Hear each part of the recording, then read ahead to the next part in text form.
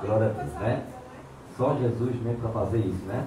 Está agradecendo pelo que Jesus fez na vida do pai dela, né?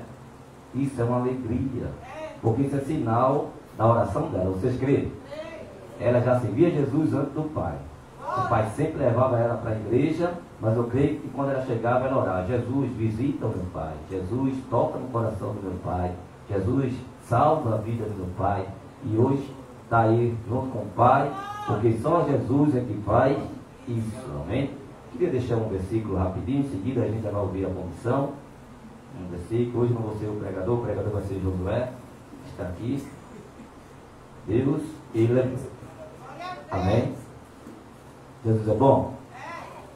Eu deixo aqui em 2 Samuel. Estava ouvindo a passagem que a Sônia deve estar falando de Jefté. Eu me enquadro muito na passagem de Jefté, uma mistura com esse texto que eu quero trazer nesta noite com a igreja. 2 Samuel capítulo 9, versículo 3.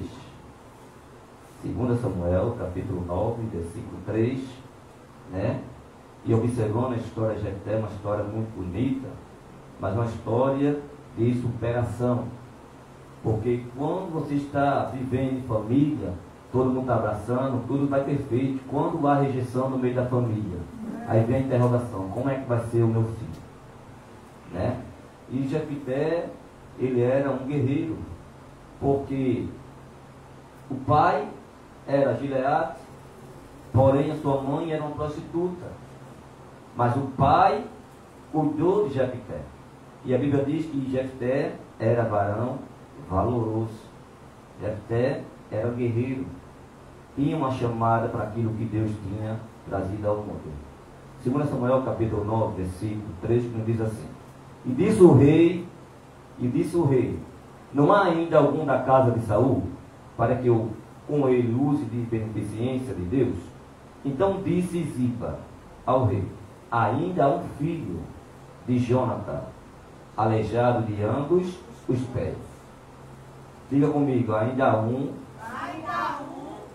aleijado de ambos os pés. Quando eu olho para esse texto, Deus me faz refletir muitas vezes. É quando Deus quer fazer algo na vida de alguém e Ele pergunta: ainda tem alguém que eu possa usar? Alguém que eu possa usar de beneficência ou trabalhar nessa vida? E alguém vai mencionar: tem um. Mas quando menciona o nome, vai mostrar o defeito. E tem um, mas ele é aleijado de ambos os pés. Quando Deus ele se lembra de mim e de você, Ele não quer saber o problema que está na tua vida. Ele quer saber o que Ele pode fazer na tua vida. E essa história nos trata que o rei Davi, quando ele assume o reinado e ele começa a prosperar, Deus começa a abençoar de tal forma. E a Bíblia diz que Davi tinha feito uma aliança com seu amigo Jonatã, que era filho de Saul. E os dois fazendo uma aliança, numa conversação, disse: olha, Jonatã dizendo para Davi: se eu chegar ao reinado, eu vou guardar, proteger a tua família. Porém, se você subir primeiro do que eu, você vai guardar a minha família. E ali eles fizeram aliança e fizeram um juramento.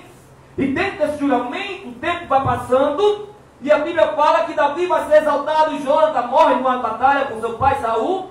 E a Bíblia diz que Davi agora está debaixo da bênção, debaixo da prosperidade. Tudo que ele almejava estava conseguindo acontecendo. E de repente agora ele começa agora a se lembrar que havia um juramento a qual ele tinha feito, e esse juramento ele precisava cumprir. Porque aquilo que nós professamos na boca, não podemos voltar atrás, porque tudo aquilo que nós falamos perante o Senhor é registrado no céu. E Davi se lembrou do juramento. E eu creio que se lembrar, não foi ele por si próprio lembrou, mas foi o próprio Deus que fez ele lembrar, porque eu creio que quando Mefibosete estava lá na casa de Maquim, lá em Lodibar, eu creio que Mefibosete ele orava. Mefibosete era filho de rei, era filho de Jonatã, Jonatã era príncipe, Saul era o rei, mas aí seguindo a linhagem, ele tinha a linhagem de rei. E eu creio que Mefibosete orava. Mas todos sabem da história que quando Saul morreu, ou melhor, quando a arca foi levada, houve um estrondo no povo, e a ama pegou Mefibosete pequeno, ela vai correr para poder salvar o menino, porque Saul tinha morrido, Jonatã tinha morrido, e naquela alvoroço, o inimigo estava entrando na cidade, ela pega o menino que vai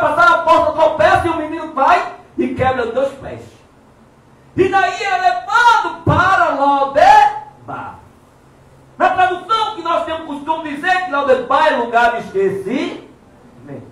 Sim ou não? Na visão de alguém, aqui nós estamos em Lodebar. Será que alguém vai se lembrar da gente aqui? Aí começa a olhar a história de Jefité com seus irmãos. Jefité estava no meio de seus irmãos, estava debaixo da bênção, mas quando o pai morre, a primeira coisa é pegar. Tu não vai mais herdar aqui, tu vai sair do meio do nosso meio. E repeliram Jefité na sua casa. E a Bíblia diz que Jefité vai parar na terra de Tob. Nós também estamos em Tob, dentro do irmão, nós estamos em Tob. Porém, diga aí, o Senhor está conosco. Porque na visão de muitos aqui, essa obra não vai andar e vai prosperar. Mas Deus fez uma promessa e alguém vai se lembrar dessa promessa. Também na visão de alguém nós estamos só. Mas diga, irmão, mas Deus levanta homem para fazer aliança na terra. Tu crê nisso? Diga, irmão, existe uma promessa de Deus na minha vida. E Deus vai cumprir essa promessa. Tu crê nisso? Aí hoje eu estava conversando com uma amiga minha missionária. E eu disse a ela, poxa, Jesus, que obra bonita aí na frente do cemitério. Eu disse, aqui é a nossa África. Não cheguei lá no outro lado, mas aqui nós estamos. Por quê? O que nós estamos fazendo aqui podia estar sendo feito lá na África. Mas se Deus escolheu a gente aqui, Deus é fiel ou não? O Deus de perto era o mesmo dia. Aí a Bíblia diz que o rei Davi se lembrou e vai perguntar. Eita, eu tenho uma promessa. Será que existe ainda alguém da casa de Saul? Aí ele vai, pergunta ao soldado, e de repente se apresenta através do soldado um homem chamado Ziba. O problema de muitas promessas é o Ziba no meio do nosso caminho. Porque o Ziba está sempre querendo as oportunidades. Mas Deus, meu irmão, o que é teu é teu. Não te preocupa. Não precisa usar mentira e nem empurrar ninguém. Tu crê nisso? Aí Ziba chega e me pergunta, és tu que é Ziba? Ele disse, é, teu servo, mentira. Ele era servo de Saul. Ele estava ali camuflado. Saul já está morto, Davi já está no reinado. Então ele está agora ali como um servo de Davi. Davi pergunta, é tu Ziba? Sou teu servo. Aí Ziba pergunta, aí Davi pergunta, existe alguém ainda da casa de Saul para que eu possa usar de benevolência? Olha que pergunta. Aí eu me espero, né? Que você está onde comigo? Lá em Lodebar. Mefibosete está onde? Como é que ele sabe que Mefibosete está lá em Lodebar? Então ele tinha contato, ou ele levou Mefibosete para lá, sim ou não? Aí ele vai perguntar, existe um sim. Quem? O nome dele é Mefibosete. A tradução Mefibosete significa destruição desoladora. É como alguém quisesse olhar para mim e dizer, na tua vida está bem maldição. Tudo que o pai não prospera, parece que a maldição caiu na tua vida. Mentira. Isso é o diabo querendo botar na tua mente. Você está debaixo de uma promessa. Aí quando Davi pergunta, que tem um chamado Mefibosete, que a tradução é destruição desoladora, porém ele está lá em Lodebar, como quiser dizer, ele está lá onde ninguém vai se lembrar dele. Só que aí tu se engana. Quando tu pensa que você está esquecido, Deus vai fazer alguém se lembrar de você. Quando você acha que está sozinho, Deus vai rodar alguém para te ajudar dentro dessa beleza. Glória. Aí Davi pergunta, quem é ele? O nome dele é Mefibosete, porém, os dois pés quebrados. Dali não pode sair nada. Assim é a visão de alguém na minha e na tua vida. Acha que de você não pode sair nada. Mas Jesus te garante desta coisa. O rei vai mandar te chamar. Alguém vai se lembrar de você. Tu crê nisso? Onde é que está ele? Ziba. Ah, está lá na casa de Maquim. Lá em Lodebar. É muito longe? Oxi. Ninguém nem se lembra, não dá nem para achar ele no mapa. Mas Deus sabia onde ele estava, sim ou não? Deus, teu irmão, o olhar de Deus já está sobre a tua vida. Talvez alguém não quer aceitar o que Deus está fazendo na tua vida, mas Deus vai levantar a tua vida. A promessa ainda é de Deus na tua vida e Ele vai cumprir, quer alguém ou não aceitar. Deus vai fazer chamar teu nome. Eu creio, aleluia. Aí me lembrei, quando a mãe pensou, tem alguém melhor aqui do que eu? Porque quando o rei perguntou, posso fazer, existe alguém ainda na terra que eu possa usar de misericórdia? Ou de benevolência? A mesma atitude de Davi, mas a Bíblia diz que Amã pensou, este homem será eu. Quem é melhor que eu? Só que o homem que estava falando era o que estava lá na porta. E a tua irmã, enquanto tu estiver orando, Deus vai mover o céu e a terra para te dar vitória. Glória a Deus. Tu crê nisso?